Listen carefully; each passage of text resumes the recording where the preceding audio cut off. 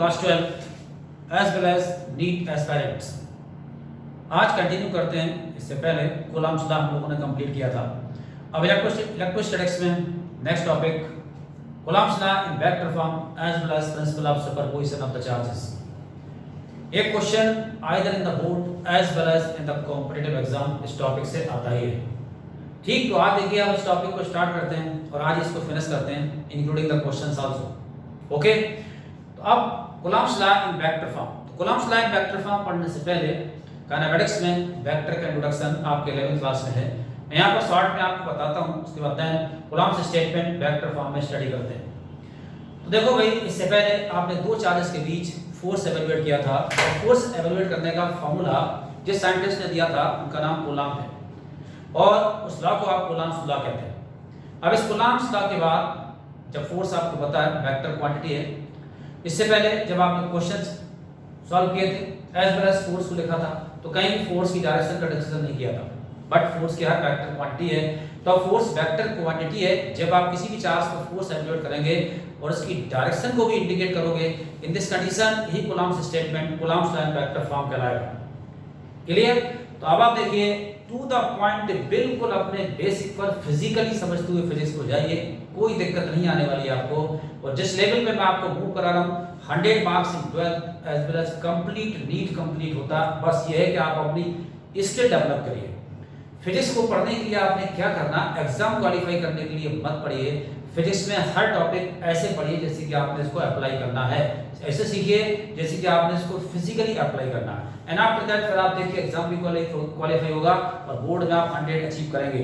But सिर्फ exam qualify करने के लिए फिजिक्स पढ़ोगे दिक्कत आ जाएगी, फिर आप उतना नहीं घुसना चाहोगे। ज्यादा अंदर नहीं जाना है, बट कॉन्सेप्ट को इंटरेस्ट लेके, यानी फिजिक्स से आपका अटैचमेंट हो जाना चाहिए। ये जरूरी है। जब आपका अटैचमेंट हो जाएगा तभी आपका एग्जाम क्वालिफाई होगा as well as 100 marks in 12 आएंगे। ओके, तो देखिए भाई, अब हम Coulomb's law in vector form पर आगे बढ़ते हैं। तो देखिए दो charges Q1 and Q2 separated at a certain distance apart either in air or in medium। अब आपने डायरेक्शन बतानी है। बाकी के सारे स्टेटमेंट, सारे कॉन्सेप्ट हम लोग स्टडी कर चुके हैं, डिस्कस कर चुके हैं। अब सिर्फ हमारा फोकस है डायरेक्शन पर। देखिए भाई, ये Q1 और Q2 दो चार्जेस को आपने सेपरेट किया है r डिस्टेंस पर। ये मीडियम हो सकता है या फिर वैक्यूम हो सकता है, एयर हो सकता है। यहाँ पर इन चार्जेस के बीच आपको फोर्स लिखना है एज वेल एज डायरेक्शन आपको बतानी है। देखिए भाई, दोनों की नेचर आपको सामने दिख रही है, दोनों की नेचर पॉजिटिव है। अब दोनों की नेचर पॉजिटिव है तो दो पॉजिटिव नेचर के चार्ज साथ नहीं रह सकते। ये दो नेचर पॉजिटिव है, इसका मतलब ये दोनों साथ नहीं रह सकते। अगर आप इनको मौका दोगे एक दूसरे पर फोर्स एक्सर्ट करने का तो एक दूसरे को दूर भगाने की कोशिश करेंगे। आपको पता है लाइक चार्जेस रिपेल करते हैं। अब दो लाइक चार्जेस अगर आपने एक दूसरे के पास रखे हैं एंड आफ्टर दैट इनको चांस देते हो कि एक दूसरे पर फोर्स अप्लाई करिए, तो क्या करेंगे, फिजिकली आप सोचिए एक दूसरे को दूर भगाने की कोशिश करेंगे। अब एक दूसरे को दूर भगाने की कोशिश करेंगे, दूर भगाने के लिए फोर्स किस डायरेक्शन में लगाएंगे, इससे आपकी डायरेक्शन इन्वॉल्व हो जाएगी। क्लियर? चांस दिया है आपने Q2 को Q1 पर फोर्स अप्लाई करने का। आपने चांस दिया है Q2 को कि Q1 पर फोर्स अप्लाई करिए। तो देखिए भाई, अब Q2 डिसलाइक कर रहा है, Q1 को दूर भगाना चाह रहा है, तो फोर्स कहां अप्लाई करेगा, फिजिकली सोच सकते हो, साइंटिफिकली नहीं। आप नॉर्मल सोच लोगे। आप देखिए फोर्स अप्लाई हो रहा है Q1 पर और अप्लाई कर रहा है Q2। रिपेल मारेगा तो डायरेक्शन कहां होगी, देखिए सामने एरो है और इसका नाम होगा F12। दैट मींस हम लोगों ने अपनी लैंग्वेज सेट कर ली, force on 1/2, force on Q1 by Q2 represented by F12। और इसकी डायरेक्शन कहां होगी, डायरेक्शन डायग्राम पर आपके सामने है। अब आपने चांस दिया है Q1 को Q2 पर फोर्स अप्लाई करिए। जब आपने चांस दिया Q1 को Q2 पर फोर्स अप्लाई करिए। अब Q1 Q2 पर फोर्स अप्लाई करेगा तो ये भी डिसलाइक कर रहा है। अब डिसलाइक कर रहा है तो अपने से दूर भगाएगा, दूर भगाएगा तो भाई फोर्स की डायरेक्शन ये होनी चाहिए ना, तो फोर्स ये होगा, दैट इज F21। एरो लगा दिया। इससे पहले हमने जहां भी फोर्स एवेलुएट किया था फोर्स के ऊपर एरो नहीं लगाया था। अब फोर्स आप लिख रहे हो डायरेक्शन के साथ, इसका मतलब अब आप फोर्स पर एरो लगाएंगे। ओके, यहाँ आप देखिए दोनों फोर्सेस की डायरेक्शन आ चुकी है। अब डायरेक्शन के साथ साथ आपको मैग्नीट्यूड इन्वॉल्व करना। ठीक, ध्यान से सुनिए कॉन्सेप्ट को। कॉपी और पेन एज वेल एज ऐसे पढ़िए आप हमारे वीडियो को जैसे आप क्लास में बैठे हैं कंसंट्रेट करके। माइक्रोफोन यूज कर लीजिए, माइक्रोफोन जरूर यूज करिए एंड आफ्टर दैट फिर क्लियरिटी और बढ़ जाएगी आपकी इस वीडियो की। यहाँ देखिए अब इसको न्यूमेरिकली एवेलुएट करते हैं। तो न्यूमेरिकली जब आप इसको एवेलुएट करते हैं, देखिए f अगर आपको निकालना था q1 पर या q2 पर, नॉर्मल इससे पहले k q1 q2 by r square, force on q1 by q2 k q1 q2 by r square, force on q2 by q1 k q1 q2 by r square, यानी q2 पर जितना force apply करेगा q1 उतना ही q1 q2 पर apply करेगा। दोनों forces का ratio 1:1 होता है और ये भी क्वेश्चन कॉम्पिटिटिव एग्जाम में डिस्कस हुआ है। मैं पहले कूलम्ब्स लॉ में डिस्कस कर चुका हूं एंड आफ्टर दैट अब आपके सामने देखिए दोनों पर आप जो फोर्स एप्लीकेट किया है आइदर ऑन q1 और q2 रिजल्ट सेम है, q1 q2 by r square। अब इसमें क्या डिफरेंस है? इसमें डिफरेंस है डायरेक्शन। ठीक है भाई, तो अब डायरेक्शन के साथ लिखते हैं। तो डायरेक्शन के साथ लिखने के लिए 11th क्लास का एक टॉपिक है यूनिट वेक्टर। काइनेमेटिक्स का एक टॉपिक है यूनिट वेक्टर। यूनिट वेक्टर का मतलब कोई ऐसा वेक्टर जिसका मैग्नीट्यूड 1 और सिर्फ डायरेक्शन इसके अंदर होती है और मैग्नीट्यूड 1 हो जाता है, तो वो क्या कहलाता है? यूनिट वेक्टर कहलाता है। यूनिट वेक्टर को बिल्कुल नॉर्मल फॉर्म में सुन लीजिए। फॉर एग्जांपल ये फोर्स है 20 न्यूटन साउथ। अब आप देखिए 20 मैग्नीट्यूड है, न्यूटन यूनिट है और साउथ डायरेक्शन है।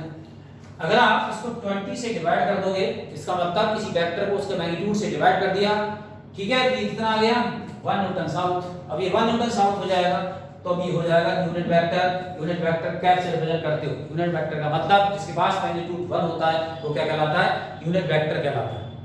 ओके, तो अब किसी भी फिजिकल क्वांटिटी के साथ जो वैल्यू है उस वैल्यू को अगर आप यूनिट वेक्टर से मल्टीप्लाई करते हो तो न्यूमेरिकली कोई चेंज नहीं आएगा, सिर्फ चेंज आता है उसके साथ डायरेक्शन इन्वॉल्व हो जाती है, डायरेक्शन इन्वॉल्व हो जाती है। Okay, Coulomb's law vector form पर आइए भाई। ठीक, कंटिन्यू करते हैं। That is force on q1 by q2 represent किया है F12 से। इसको आप लिखिए F12 k q1 q2 by r square। अभी तक डायरेक्शन इन्वॉल्व नहीं हुई है। Force on 1/2 that is k q1 q2 by r square। Clear? अब q1 पर जो q2 फोर्स से अप्लाई कर रहा है उसकी न्यूमेरिकल वैल्यू आपके सामने है k q1 q2 by r square। कैसे परिचय आपका बहुत अच्छे से है, एक न्यूमेरिकल वैल्यू है। अब इस फोर्स से अगर इस q1 को दौड़ना पड़ जाए, यहां से भागना पड़े, ठीक, बिना फिनिश की बात कर रहा हूं, अगर इस q1 को यहां से भागना पड़े तो ये 2 से 1 की तरफ भागेगा, 1 से 2 की तरफ भागेगा। अगर इसको भागना पड़ेगा तो 2 से 1 की तरफ भागेगा। 2 से 1 की तरफ भागेगा तो इसका मतलब यहां पर इसमें मल्टीप्लाई करते हैं डिस्प्लेसमेंट वेक्टर पुश 1 और उसके लगा दें कैप, तो इसका मतलब ये डिस्प्लेसमेंट वेक्टर का यूनिट वेक्टर है। अगर आप किसी क्वांटिटी को यूनिट वेक्टर से मल्टीप्लाई करते हो तो आप देखिए न्यूमेरिकल वैल्यू पर कोई चेंज नहीं आया, इसके साथ डायरेक्शन इन्वॉल्व हो गई। कहां? 2 से 1। डायरेक्शन कहां होगी? 2 से 1। तो फोर्स ऑन 1/2 है, इसकी डायरेक्शन कहां होगी? From 2 to 1। मींस अगर इसका डिस्प्लेसमेंट होता है तो डिस्प्लेसमेंट कहां होगा? From 2 to 1। ओके, F12 लिखा जा चुका है इन टर्म्स ऑफ डायरेक्शन, ठीक है। एंड आफ्टर दैट अब अगर आपको लिखना है force on q2 by q1 that is F21 k q1 q2 by r square, k q1 q2 by r square r12 cap. Means अगर 2 को भागना पड़ेगा तो 1 से दूर भागेगा। अगर 1 से दूर भाग के डिस्प्लेसमेंट कहां होगा? 1 to 2। डिस्प्लेसमेंट में क्या आएगा? 1 to 2 means F21 k q1 q2 by r square r12 cap. Means ये दोनों फोर्सेस का मैग्नीट्यूड तो आपस में इक्वल आ रहा है but they are differ by direction only. ये दोनों एक दूसरे के इक्वल अपोजिट दिखाई दे रहे हैं। दैट मींस यहां पर जो रिजल्ट आया है वो रिजल्ट आया है F12 minus F21। These forces are equal and opposite and obey Newton's third law of motion। Coulomb's law vector form Newton's third statement obey करता है। कांसेप्ट आपके सामने है, कंप्लीट होता है Coulomb's law इन वेक्टर फॉर्म। Coulomb's law इन vector form board discuss नहीं करता है, क्वेश्चंस में आपको अप्लाई करना है आइदर फॉर नीट और फॉर द जे। ओके, तो अब आप देखिए कूलम्ब्स लॉ में फोर्स के साथ आपने डायरेक्शन इन्वॉल्व कर दी है। यूनिट वेक्टर आपको नहीं भी पता था तो मैंने आपको बता दिया, यूनिट वेक्टर का मतलब मैग्नीट्यूड 1 है, डायरेक्शन इन्वॉल्व है।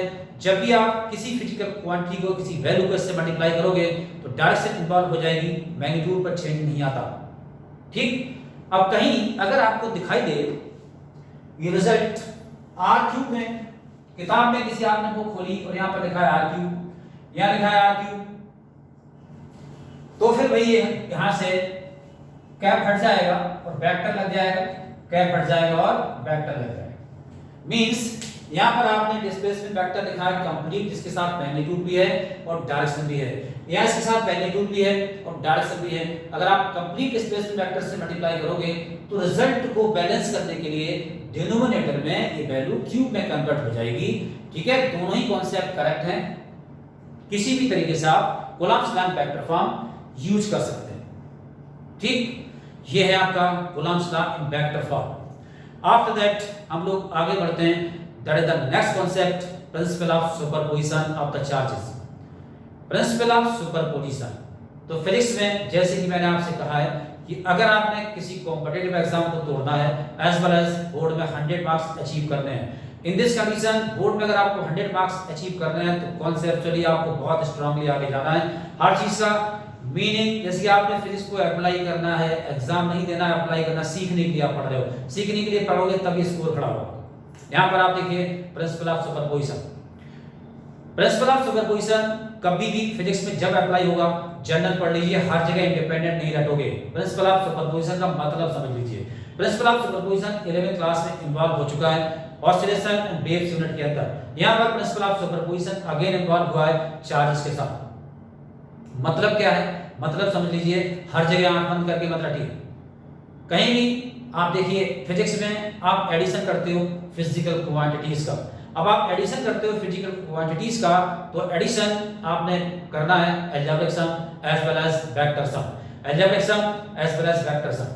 फिजिकल क्वांटिटीज का अलजेब्रिक सम कब होता है, जब ये स्केलर क्वांटिटीज होती हैं, और वेक्टर सम कब होता है, जब ये वेक्टर क्वांटिटीज होती हैं। और अगर किसी भी फिजिकल क्वांटिटी का या फिर कहीं भी मल्टीपल फिजिकल क्वांटिटीज गिवन है और आपको वेक्टर सम करना है, इस वेक्टर सम को ही अब प्रिंसिपल ऑफ सुपरपोजिशन कहते हैं। कई जगह प्रिंसिपल ऑफ सुपरपोजिशन मिलेगा, बट मल्टीपल वेक्टर्स का जो एडिशन है that is called principal of superposition. क्या कहलाएगा, प्रिंसिपल ऑफ सुपरपोजिशन कहलाएगा। अब यहाँ पर प्रिंसिपल ऑफ सुपरपोजिशन अप्लाई हो रहा है चार्जेस के बीच, इसलिए नाम रखा गया principal of superposition of the charges.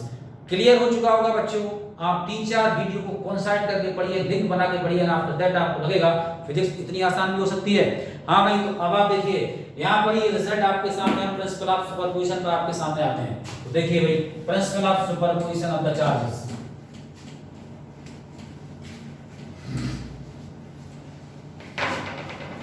अब चार्जेस के बीच क्या एक्ट होता है, फोर्स। और फोर्स क्या है, वेक्टर क्वांटिटी। 11वीं क्लास से इंट्रोडक्शन हो चुका है, फोर्स क्या है, वेक्टर क्वांटिटी है। अब अगर ये वेक्टर है तो बहुत सारे फोर्सेस को ऐड करना है तो क्या करना पड़ेगा, वेक्टर सम। और अभी मैंने आपसे कहा कि बहुत सारी वेक्टर क्वांटिटीज को ऐड करते हैं, that is called principal of superposition. अब यहां पर आप देखिए चार्जेस का नंबर मोर देन 2 है, मल्टीपल चार्जेस हैं, Q1 Q2 Q3 Q4। Charges का नंबर 1 2 3 4 5 6 7 8 कितना भी हो सकता है, मल्टीपल चार्जेस का ग्रुप है। अगर ये मल्टीपल चार्जेस का ग्रुप है एंड आफ्टर दैट इस ग्रुप में किसी भी एक चार्ज पर आपको नेट फोर्स फाइंड आउट करना है, that is the net force on either charge. Then आप देखिए इनमें से आप किसी एक चार्ज को सेलेक्ट कर लीजिए। बाय द वे हमने सेलेक्ट किया चार्ज Q3 फिजिकली। अब आप फिजिकली, मैं आपसे बार-बार कह रहा हूं, फिजिकली देखिए चार्ज Q3 हमने कंसीडर किया। अब जब चार्ज Q3 पर आपको नेट फोर्स बताना है, इन दिस कंडीशन Q2 इस पर फोर्स अप्लाई करेगा, Q1 इस पर फोर्स अप्लाई करेगा, Q4 इस पर फोर्स अप्लाई करेगा। ठीक है, अब आप देखिए Q3 पर आपको नेट फोर्स अप्लाई करना बताना है तो इस पर Q2 अप्लाई करेगा, Q1 अप्लाई करेगा, Q4 अप्लाई करेगा और Q3 पर नेट फोर्स अप्लाई कर आपको एवेलुएट करना है। अब आप सोच रहे होंगे कि यहाँ पर मल्टीपल चार्जेस हैं, ये सारे चार्ज मिलकर Q3 पर फोर्स अप्लाई कर रहे हैं, बट Q3 कुछ नहीं कर रहा। तो Q3 कुछ नहीं कर रहा क्योंकि Q3 भी चार्ज है और वो भी सारे चार्ज पर अपना फोर्स अप्लाई करेगा। तो फिजिकली देखो भाई, ठीक, एक स्कूल लेवल की बात कर दूं मैं आपसे, स्कूल लेवल की जनरल बात करता हूं, ठीक है, हालांकि है तो नेगेटिव, ऐसा होना नहीं चाहिए, बट चाइल्डहुड में ऐसा बच्चों में होता है। कई बार बच्चों में, क्लास के बच्चों में झगड़ा हो गया, एंड आफ्टर दैट चार दोस्तों ने मिलकर एक की पिटाई शुरू कर दी। अब चार फ्रेंड्स ने मिलकर एक की पिटाई शुरू कर दी, तो जो पिट रहा है वो भी अपने हाथ पर खूब फेंक रहा है, बट जब चार हैं तो इसका मतलब पिटना एक को है, बाकी चार का इन्फ्लुएंस जो चार फोर्स अप्लाई कर रहे हैं वो एक भी अप्लाई कर रहा है, बट उसका फोर्स इफेक्टिव नहीं रहेगा। तो चार जो अप्लाई कर रहे हैं, चार स्टूडेंट अप्लाई कर रहे हैं, उनका फोर्स इफेक्टिव होगा। क्लियर? तो अब आप देखिए, फिजिकली आप सोच सकते हैं कि चार स्टूडेंट मिलके एक को पीट रहे हैं, तो जो एक है वो भी हाथ पर चला रहा है, बट उसका इफेक्ट नहीं बन पाएगा as with respect to the force. तो इसलिए क्या होगा, नेट फोर्स किसका काउंट होगा, नेट फोर्स काउंट होगा उन फोर स्टूडेंट्स का, वो बेचारा इफेक्ट तो मारेगा।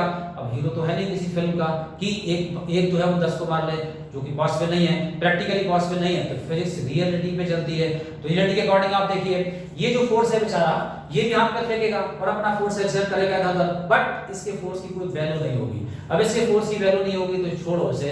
अब यहाँ पर फोर्स अप्लाई करेगा Q2, फोर्स अप्लाई करेगा Q1, फोर्स अप्लाई करेगा Q4, तो इस पर नेट फोर्स जो आएगा वो नेट फोर्स इन तीनों फोर्सेस का एडिशन हो जाएगा। It is called principal of superposition of the charges. That is Q1 Q3 पर अप्लाई करेगा, F31 Q4 अप्लाई करेगा, F34 और ये अप्लाई करेगा F32। इस पर जो फोर्स क्रिएट हो रहे हैं, these forces are F32, F31, F34, इस पर जो नेट फोर्स आएगा वो नेट फोर्स दिया जाएगा F is equal to F31, F32, F34, net force on the charge Q3, it is the principle of superposition of the charges physically। आप देखिए, ठीक। तो कुछ बच्चे सामने जब होते हैं तो कंफ्यूज्ड होते हैं, जब इस पर किसी चार्ज पर नेट फोर्स का क्वेश्चन सामने आता है तो कंफ्यूज होने लगते हैं और इसका फोर्स निकालने लगते हैं। इसके फोर्स को भूल जाओ, ठीक है ना, फिजिकली।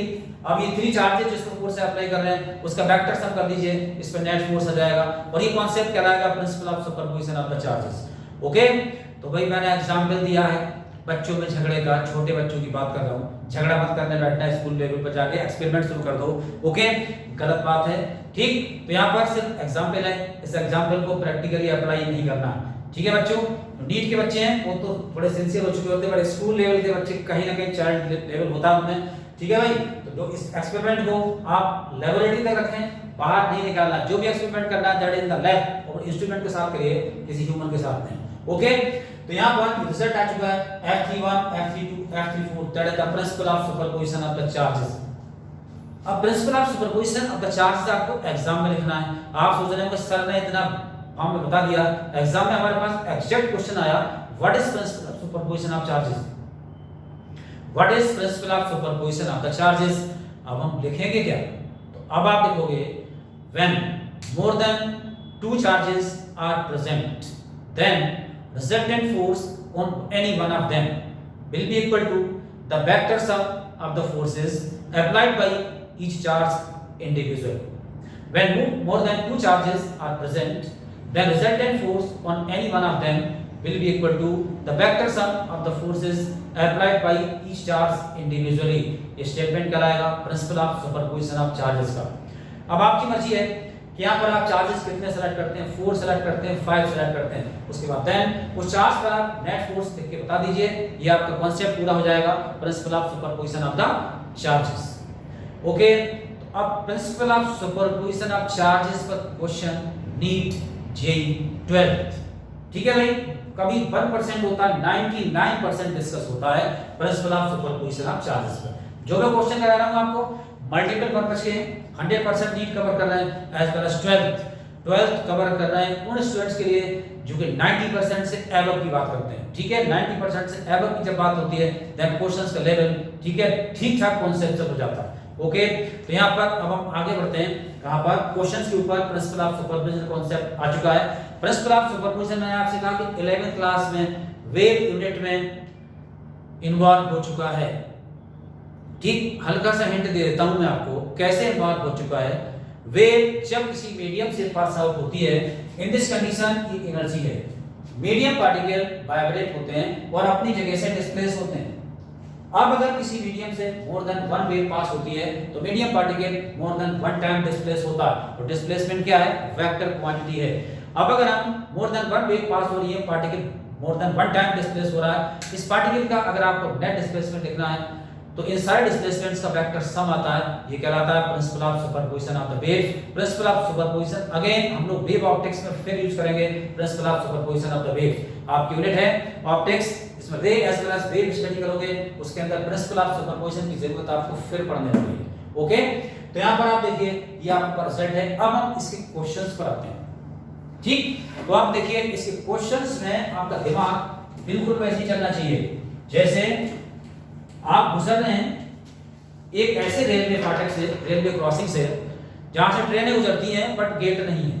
अब आपको पास होना है बट ट्रेन कभी भी कब आ जाए कुछ नहीं पता, तो क्या करना है भाई, बहुत अलर्ट होकर आप वहां से पास आउट होते हो। सेम क्वेश्चन है जब आप फिजिक्स का क्वेश्चन पढ़ रहे हो, नींद आ रही है भाई तो काम नहीं चलेगा, बिल्कुल वैसे ही जैसे गेट पर ना तो गेटमैन है और ना गेट है, आपको क्रॉस करना, फटाफट ट्रेन गुजर रही है, बहुत अलर्ट होकर गुजरोगे। सेम कंडीशन सारी सोचती सारी नींद भाग जाएगी कि ट्रेन ना आ जाए, तो सेम कंडीशन जब आप क्वेश्चन पढ़ रहे हैं उसी मोड में रहिए, गलती नहीं होगी।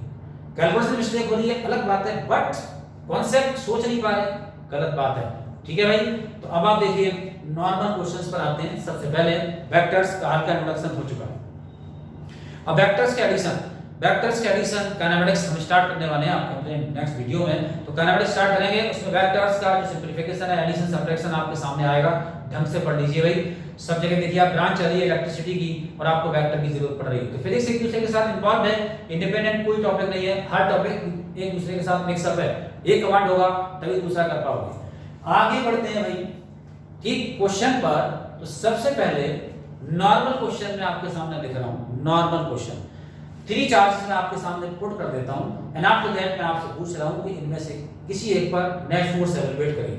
ओके, नॉर्मल सा क्वेश्चन है, that is in the system of charges, in the system of charges find the net force on 2 microcoulomb of charge. In the system of charges the net force on 2 microcoulomb of charge will be equal to, options form हो गया board में, तो find the net force on the 2 microcoulomb of charge. अब charges का system 2 हो सकता है, 3 हो सकता है, 4 हो सकता है, डिपेंड्स कंडीशन क्या है उसके अकॉर्डिंग। यहां देखिए ये नॉर्मल सा क्वेश्चन है, ये 2 माइक्रोकूलम चार्ज है, उसके बाद देन ये 4 माइक्रोकूलम चार्ज है, उसके बाद देन ये 6 माइक्रोकूलम चार्ज है। क्लियर, डिस्टेंस में इजी लिख देता हूं 3 सेंटीमीटर, 3 सेंटीमीटर, इसका मतलब कि चार्ज सेंटर में आ गया। अब चार्ज सेंटर में आ गया, हमें कॉन्सेप्ट से मतलब है, हमें आपसे कैलकुलेशन नहीं देखनी है, कॉन्सेप्ट आपके दिमाग में सेट हो जाना चाहिए। और डिजिट में यहां पर जो लिखता हूं, डिजिट अपने आप लिखता हूं, किसी किताब से कोई डिजिट मैच नहीं करती है। ओके, और सॉल्यूशन जो आंसर सामने आता है वही आंसर आपके सामने होता है, कहीं से किसी भी क्वेश्चन के डिजिट किसी किताब से मैच नहीं कर सकते। यहां देखिए 4 माइक्रोकूलम, 2 माइक्रोकूलम, 6 माइक्रोकूलम ये चार्जेस हैं। इन दोनों में आप देखिए डिस्टेंस यहां से भी 3 है, यहां से भी 3 है, इसका मतलब इस सेंटर पर we have to evaluate the net force on 2 microcoulomb of charge. Question के अंदर नेट फोर्स आपसे 4 माइक्रोकूलम में पूछ सकते हैं, क्वेश्चन के अंदर नेट फोर्स ऑन 6 माइक्रोकूलम पर पूछ सकते हैं। क्या करोगे, अब ये देखिए मोर देन 2 चार्जेस आ गए, इसका मतलब कांसेप्ट कौन सा हो गया, principal of superposition of the charges. इसके अकॉर्डिंग डायरेक्शन लेनी है आपको, क्योंकि वेक्टर सम करना है।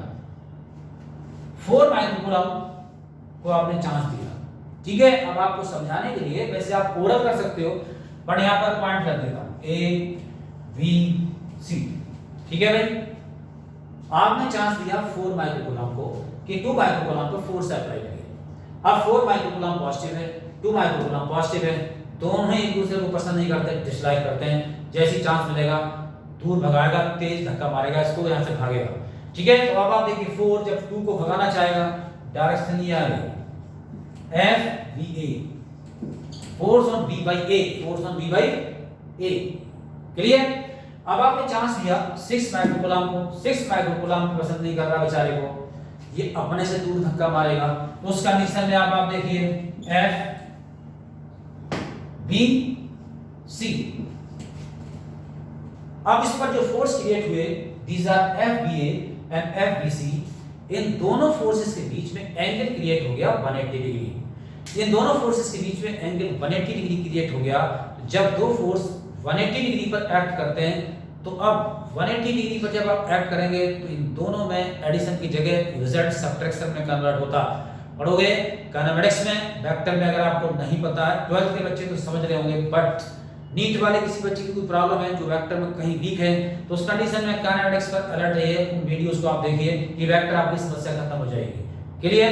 तो जब दो वेक्टर्स एक दूसरे के साथ 180 पर आते हैं तो 180 डिग्री पर ये एडिशन सब्ट्रैक्शन में कन्वर्ट हो जाता है। ये वेक्टर एडिशन एक ऐसा कॉन्सेप्ट है जिसमें हम दो वेक्टर्स को ऐड कर रहे थे, बट वो एडिशन कब सब्ट्रैक्शन में कन्वर्ट हो गया ये डिपेंड करेगा उन वेक्टर्स की पोजीशन पर, उन वेक्टर्स के बीच एंगल पर।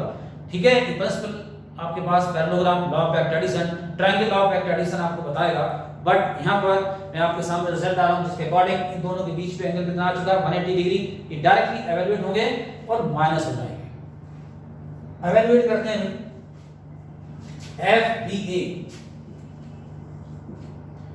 is equal to 9 into 10 to the power 9, 4 micro में है, -6 2 माइक्रो में है, -6 डिस्टेंस 3 सेंटीमीटर में है, स्क्वायर करेंगे -4 9 into 10 to the power -4।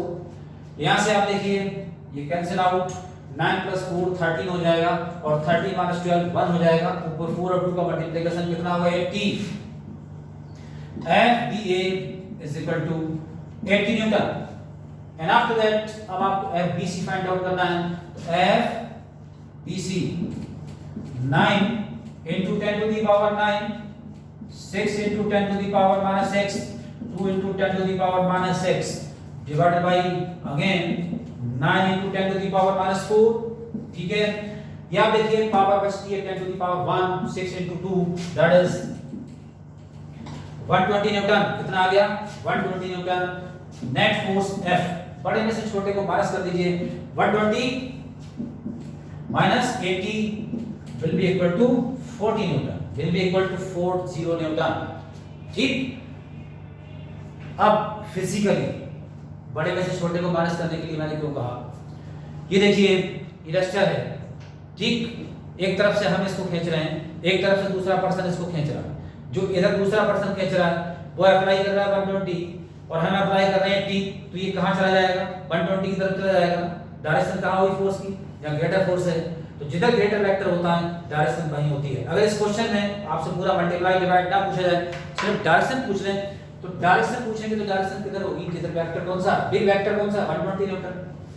और 120 की डायरेक्शन कहां दिख रही है आपको, 120 की डायरेक्शन दिख रही है ये। ठीक है? तो 120 की डायरेक्शन कंसीडर हो जाएगी, क्योंकि बिग वेक्टर की डायरेक्शन कंसीडर होती है जब किसी वेक्टर पर किसी ऑब्जेक्ट पर मल्टीपल फोर्सेस एक्ट करते हैं, या फिर जब किसी चार्ज पर मल्टीपल फोर्सेस एक्ट करते हैं। क्लियर? ये नॉर्मल, बिल्कुल नॉर्मल सा क्वेश्चन हुआ। उसके बाद देन अब एक क्वेश्चन मैं आपके सामने डिस्कस करता हूं, that is from the AIIMS का क्वेश्चन आपके सामने डिस्कस करता हूं। ओके? देखिए प्रिंसिपल ऑफ सुपरपोजिशन का टॉपिक हमारे सामने चल रहा है और इस प्रिंसिपल ऑफ सुपरपोजिशन पर next question discussed bye AIIMS.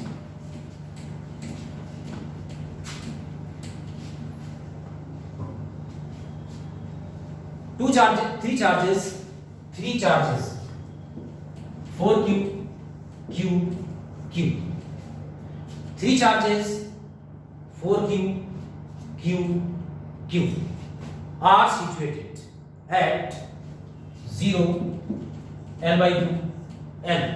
So are situated at 0 L/2 L. The net force on the charge Q, net force on the charge Q will be 0.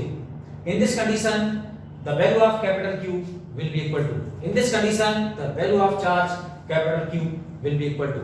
आगे ऑप्शंस होंगे। क्वेश्चन दोबारा सुनिए। 3 charges 4q q q are situated at 0 L/2 L. The net force on the charge Q will be 0 if Q will be equal to. ठीक है भाई? Q की value क्या होगी, जैसे कि Q पर नेट फोर्स 0 हो जाएगा। It is the question from the principle of superposition of the charges. Okay? आप अपने प्रिंसिपल ऑफ सुपरपोजिशन के कॉन्सेप्ट से आगे बढ़ जाइए, आपको रिजल्ट मिल जाएगा। ठीक? देखिए हम आपके सामने आगे बढ़ते हैं। काफी काम इस क्वेश्चन की जो लैंग्वेज है उसके अकॉर्डिंग हमारा आधा काम तो इन्होंने अपने हल्का कर दिया है। जो हमारा आधा पोर्शन है उन्होंने क्वेश्चन की लैंग्वेज से सॉल्व कर दिया है। ठीक है भाई, बाकी का काम हम लोग करते हैं। देखिए भाई, चार्ज इसकी लोकेशन है 4q q and after that q, ये l/2 और उसके बाद देन ये भी l/2 हो जाएगा। ठीक है भाई, ये 0 पर है, ये l/2 पर है, ये l पर है, तो इसका मतलब ये डिस्टेंस भी l/2 हो जाएगी। ओके, तो यहाँ देखिए, यहाँ 0 पर है, ये l/2 पर है और ये l पर है, इन दोनों के बीच का गैप कितना हो गया, will be equal to l/2। ठीक, ये आपको थोड़ी सी अपने स्किल यूज करनी है। उसके बाद देन अब आपसे कहा गया सिस्टम इक्विलिब्रियम में है, तो आपको बताना है कि Q की वैल्यू क्या होगी। If the system of the multiple charges is in equilibrium, physics की बात कर रहा हूँ, then net force on the either charge will be equal to 0. That means इस पर net force कितना होगा, 0। अब जितने भी फोर्सेस पर एक्ट कर रहे हैं उन फोर्सेस का एडिशन कितना कर देंगे, 0। उससे इस Q की वैल्यू आपको मिल जाएगी। कोई भी सिस्टम अगर इक्विलिब्रियम में है, दैट मींस उस पर क्या नेट फोर्स 0 है। अब नेट फोर्स 0 है तो आपसे पहले ही कह दिया कि नेट फोर्स 0 है, तो क्या करें, नेट फोर्स निकालें और 0 कर दें, इस कैपिटल Q की वैल्यू मिल जाएगी। तो देखिए भाई, इस Q पर ये Q अप्लाई करेगा और इस Q पर ये 4Q अप्लाई करेगा। ठीक है, तो नेट फोर्स निकालते हैं इस पर, that is F1 K Q upon L/2 का स्क्वायर। ठीक है भाई, इसको ऊपर ले जाते हैं, 4K Q upon L square. ठीक है भाई, 4K Q upon L square, ये आपका रिजल्ट आ चुका है F1, force applied by capital Q on Q। And after that chance दिया आपने 4Q को, 4Q इसको फोर्स से अप्लाई करेगा, that is F2 K 4Q upon L square. ठीक है, K 4Q into Q upon L square, ये आपके पास रिजल्ट है। तो अब आप देखिए F2 is equal to K 4Q into Q by L square.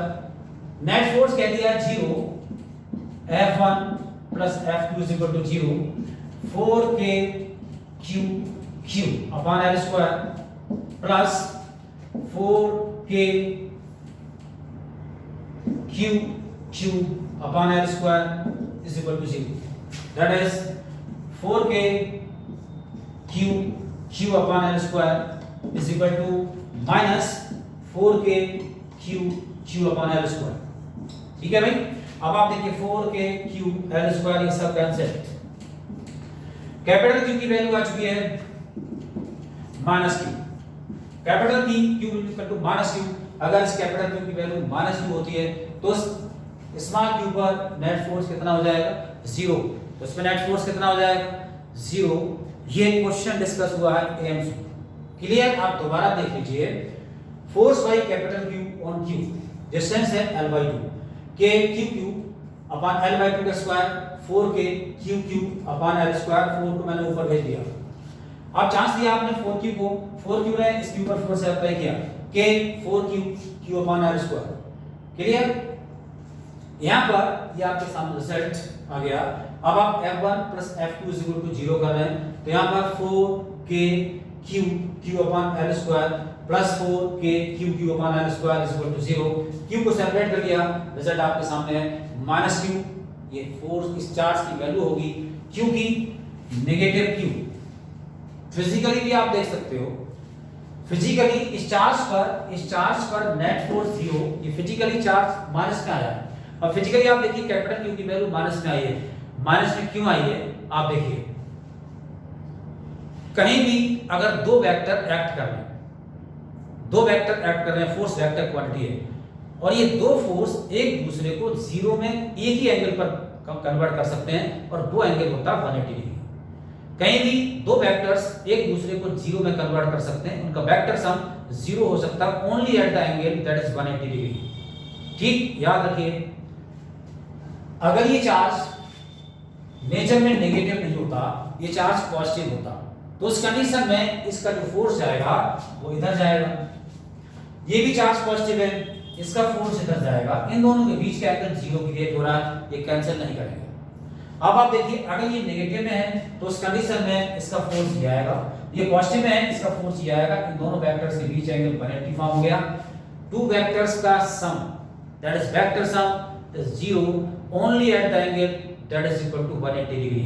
तो 180 डिग्री पर एक दूसरे को जीरो में कन्वर्ट करते हैं। सोच लीजिए यहाँ पर नेचर भी पूछ सकते थे, इस चार्ज की नेचर क्या होगी, तो नेचर क्या होगी, नेगेटिव। ये हमारा एक क्वेश्चन कंप्लीट होता है जिसका एम्स लेवल है, एज वेल एज जेईई में पूछा गया है, एम्स में पूछा गया है, नीट के लिए भी है। क्लियर? तो प्रिंसिपल ऑफ सुपरपोजिशन आपका कंप्लीट होता है। अभी क्वेश्चंस इस पर बाकी हैं। नेक्स्ट टॉपिक जब हम स्टार्ट करेंगे तो कुछ क्वेश्चंस इन्वॉल्व करेंगे प्रिंसिपल ऑफ सुपरपोजिशन के, एंड आफ्टर दैट फिर हम नेक्स्ट टॉपिक पर जाएंगे। Okay students, thanks. इसके बाद देन नेक्स्ट वीडियो में आप कंटिन्यू रहिए, इसके बाद के questions as well as next topic. Okay.